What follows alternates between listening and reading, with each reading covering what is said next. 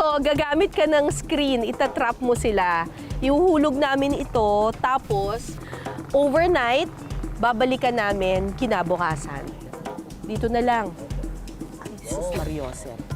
Ay, mababaw lang. Ay, ayan na pala. O sige, itulos na natin to.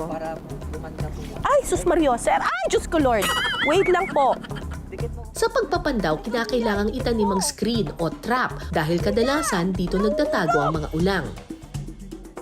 Dito na lang. O, dito na lang. O, sige, game. Tutulusan niyo po siya Tutulusan para ko. maganda po ang hindi po nakaayos yung ano.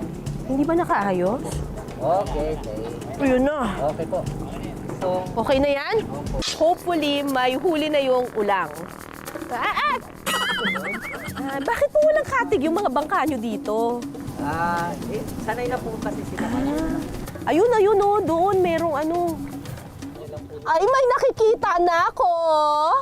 Nakikita ko na siya. Teka lang. Pero parang iisang piraso lang ang nakikita ko. Oh my God! Ang lalaki ng ulo! Bonggang-bongga! Ay! Oh my God! Oh my God! Ayan na! Ang mga ulang. Ayan na sila. Buhay pa ba to? Oh my gosh! Tingnan mo to! Grabe, mas malaki pa yung ulo kaysa sa katawan. Shucks! Tsaka ba't ganyan yung kamay?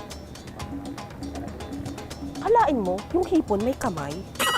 Diba? Okay, kuha pa tayo ng iba. Masarap to isigang. Doon tayo, kuya, doon sa susunod. Okay, ito na. Abot kamay ang pangarap. Abot kamay ko na yung pangarap. Annalyn! Doc Annalyn. Eto na po, kuha na po. Kukunin ko yung tulos. Sana po may huli, sana po may huli, sana po may huli! Huli ka, Balbon. Ayan. Meron pa tayong ano, may isdang maliit na nakuha. Bongga!